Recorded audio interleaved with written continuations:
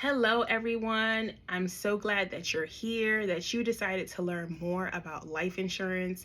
For those of you that don't know, my name is Sheree, and I educate individuals about the risk in not having enough life insurance, how to select and educate your beneficiary, and how to improve your overall understanding about life insurance. I personally paid and denied millions of dollars in life insurance claims for almost a decade, and every day I touched a claim that was either delayed for one reason or another or denied, which means the family got absolutely nothing. And more times than not, delays and denials are avoidable. So I want to help you avoid that. Okay. Today is our kickoff for our 3-day series about life insurance 101 and the basic understanding about it. Okay, so we are going to be here today, tomorrow, and we do have our third and final day. Today, we're going to talk about basic definitions and how to make a plan about your life insurance. Tomorrow, day 2, we're going to dive deeper into the different types of coverages that are available and what are their benefits. Which one is the best coverage for you and your family? I also have a personal treat for you all. I want you to come back so you can take advantage of that. In day 3, we are going to learn about how you can educate your beneficiary, how to select, vet, and educate your beneficiary. So be sure to come back for all 3 days. Okay, let's begin. So day 1 today is about life insurance 101 and basic understanding of life insurance. Now, if you don't work in the industry or you aren't familiar with the jargon, talking about life insurance can be very confusing. And more times than not, when you are confused about something or you don't have a lot of information about it, you tend to do nothing. Some people will take the extra mile to do their own research to figure things out, but the vast majority don't want to touch it. They don't want anything to do with that. And I don't want that for you. So let's go over some key definitions about life insurance. Definition number 1. Life insurance, right? What is life insurance? What does that even mean? If you already know what life insurance means, let me know in the comments below. Say, I want you to comment me. Say, I knew me and I knew definition number 1. But if you don't know, what I want you to do is take a second, pause this video, get a pen and paper so that you can take notes, because I want you to know this. All right.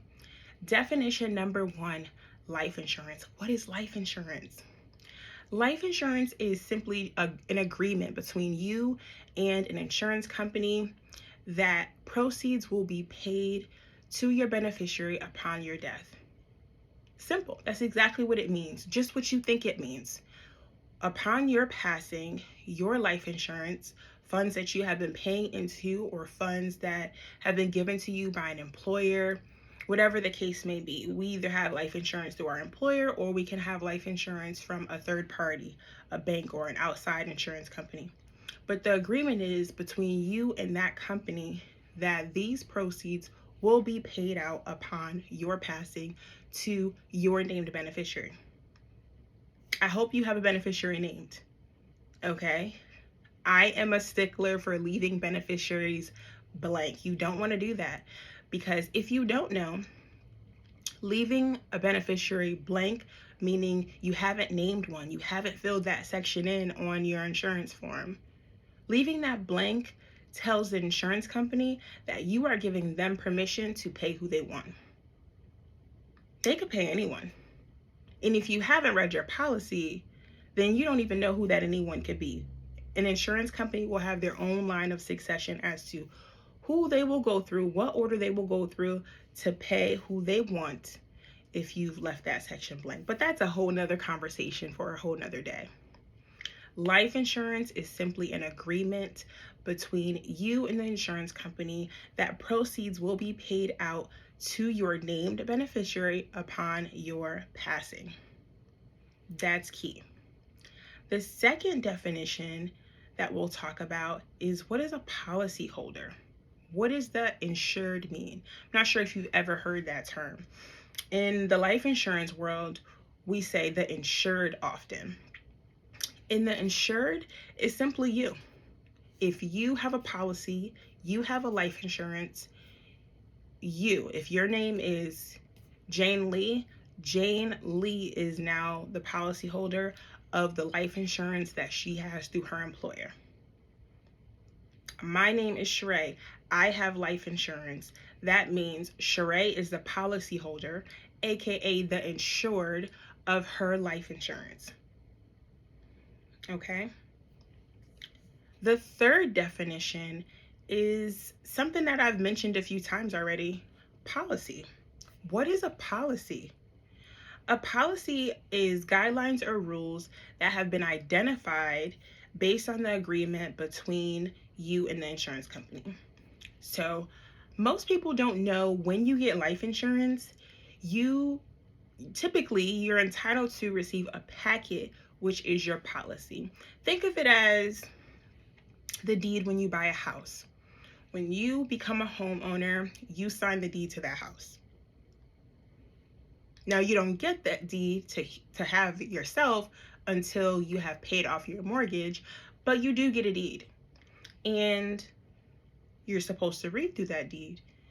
That will talk about what you and the bank, you and the attorney have agreed upon. Well, you and the bank and your attorney will review it, what the agreement is between you and the bank to pay that back to receive that deed in hand.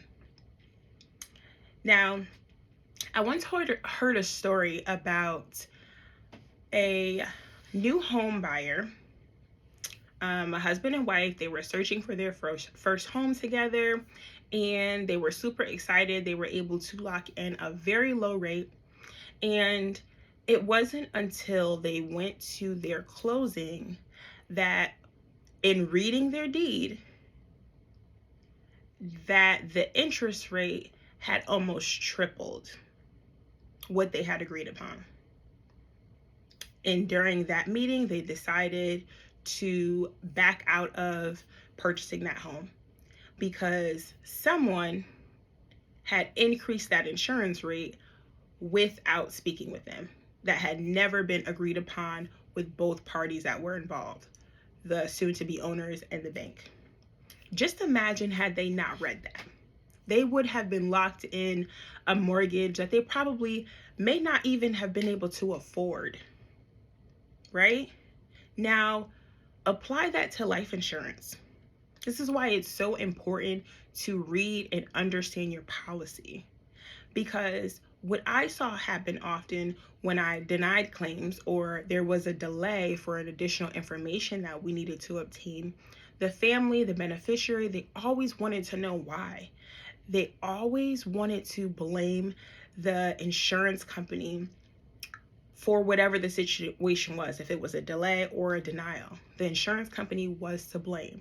When in actuality, the blame was on them. The blame was on the insured. Now, unfortunately, the insured had passed away at this point, but it is the responsibility of the insured. If you have a policy, it is your responsibility as the policy owner, aka the insured, to read and understand your policy, to know the reasons for claim delays, to know the reasons for a claim denial. It is then now your responsibility to share that information with your named beneficiary. Why? So that when the time comes, if those situations do occur, they are prepared. They were made aware before the time came. So now they're educated, they're not alarmed, they're not upset, maybe a little frustrated, especially if they're depending on the funds, but they are made well aware in advance on what the hypothetical situations are, right? We gotta educate our beneficiaries. The next definition, this is definition number 4 if you're taking notes. Beneficiary, aka Benny. In the insurance world, we just say Benny. Who's the Benny? The Benny is the wife. The Bennies are the children, and that's BENE, short for beneficiary. A beneficiary is the recipient of something. It could be a will, it could be a trust, it could be your life insurance. It could be your insurance policy. And beneficiaries have options. You can have a primary beneficiary, you can have secondary beneficiaries, you can have both, right? Or you could have only a primary. So an example would be most people name their spouse as their primary beneficiary, and then they name their children as their secondary beneficiary. Now, the difference between the two is that a secondary beneficiary, that's the second line of succession, the second person in line, the secondary beneficiary is only paid if the primary beneficiary has passed away. Okay? And another thing to make note of is you can name as many beneficiaries as you want. As many. There's absolutely no limit. I once paid a life insurance claim, and this individual had named 25 beneficiaries. And let's keep in mind, I had to type out everybody's name, address, birthday, social security number for all 25 people.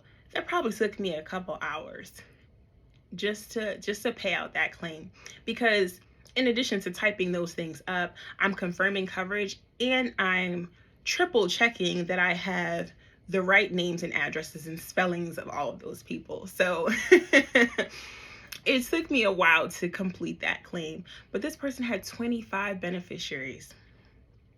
And almost half of them, this person did not have any children, so they named all of their nieces and nephews, and then they named their nieces and the children of their nieces and nephews as well. So half of these beneficiaries were minors. That's a whole nother process, a whole nother story. Side note, I do not recommend you name minors as beneficiaries. Conversation for another day, but please don't do it. Why? Because an insurance company never pays a minor. The two options are to wait until that child is 18 or go to probate court and have a judge decide how much money is spent from that policy for that minor and for what.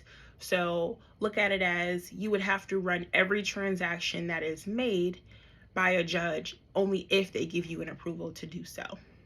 And they can say yay or nay to anything. Okay? So don't do it. The final definition I want to talk about today is rider. I'm not sure how many people are familiar with a rider, but a rider is basically an amendment to an existing contract, and it modifies any clauses or provisions. So a rider can be used in anything, but a rider is included in a policy.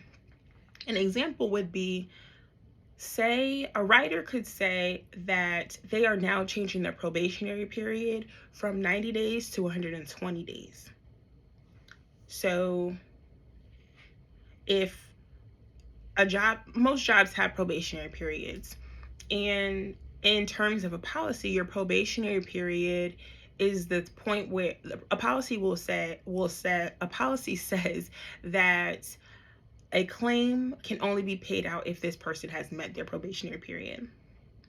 Now, it's important to know if there is a rider that changes that, because if this person is a new employee and now they've met the 90-day probationary period, but the rider says that it's now 120 days, that factors as to whether or not a claim will be paid, right?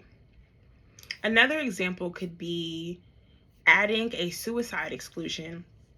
Adding a rider that says, we didn't have a suicide exclusion before, but there is one now. That's important to know as a policyholder and a beneficiary, because God forbid this person takes their life, this claim is now going to be denied because there is a suicide exclusion.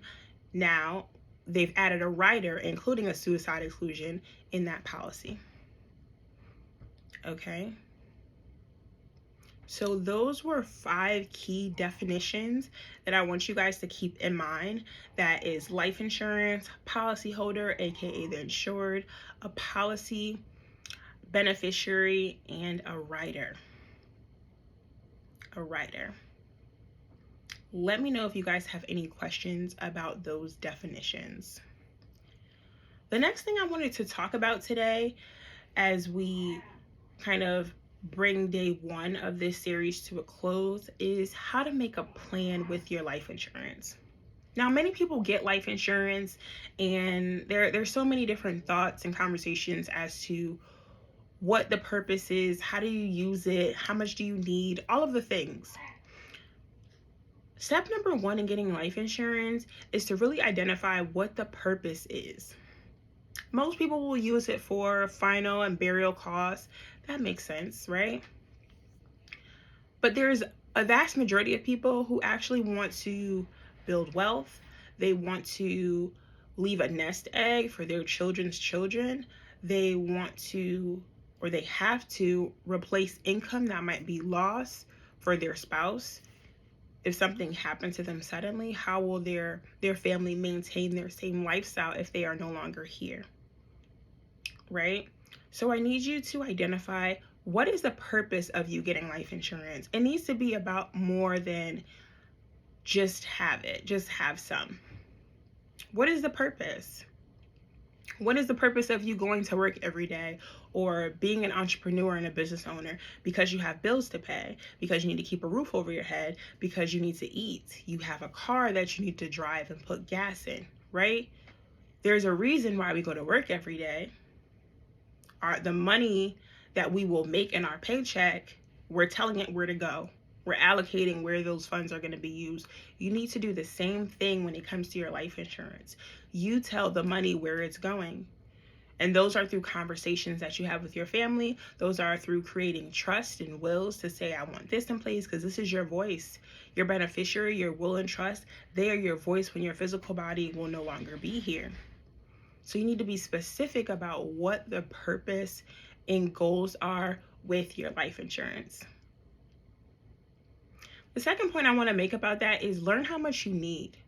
Many people think that, oh, let me get $100,000 or let me get $1 million policy. Believe it or not, everybody's life insurance amount is different. It is based on you and your family and your individual needs. I don't think there's anyone who might have the same amount of life insurance, because some people are single, some people are married, some people have children, some people have grandchildren. Some people don't have any children, and they still want to leave something behind for nieces and nephews, for godchildren. All of those things, everything that's a part of your lifestyle goes into how much life insurance you need. The final point that I'll make today is that a part of your plan should include getting some form of life insurance. Now, after you've identified what the purpose of your life insurance is, after you've identified how much coverage you need, the next step is to get the coverage. Don't sit on it. Don't wait. You need to get coverage as early, as young, and as soon as possible. The first time I got life insurance, I was 21 years old. I worked at a bank, and my manager at the time just stressed the importance of why it was necessary for me to get life insurance at a young age. I was healthy. I didn't have any health issues. I was young. I weighed a lot less than I do today. And guess what? My life insurance was only $21 at 21 years old. It's been about 10 years since I had that coverage. Today, guess how much it is? Still $21. Why? Because I was young, healthy, didn't have any health issues, and I was able to lock in that low rate. That's the benefit of getting life insurance when you are young and healthy, or at any point when you get life insurance. That's why I say get it as soon as possible, is because you can lock in that rate forever. It's never going to go up. Okay, so definitely get life insurance. If you get nothing else from this video, I want you to get life insurance to ensure that your family is protected, to ensure that they don't need to beg, borrow, or plead for funds to take care of your final expenses, that they can have a plan in place and really be prepared. Because as an adult, getting life insurance is just another responsibility that we have to take on. And no one wants to leave the burden of their family having to pick up the pieces when we are no longer here. Okay? So I thank you guys for sticking with me today. This is day 1 of our 3-day series. Today was all about insurance one-on-one and understanding the basics. We talked about 5 key definitions. We also talked about how to make a plan, have a purpose, and learn how much coverage you need. Remember to come back tomorrow. Tomorrow is day 2. And remember, day 2, I have a special gift for you all. I definitely want you to join us so that I can present that to you. Okay? If you have any questions, feel free to leave them in the comments. If you found this video to be beneficial, please share this with someone that you love. Bye guys, take care.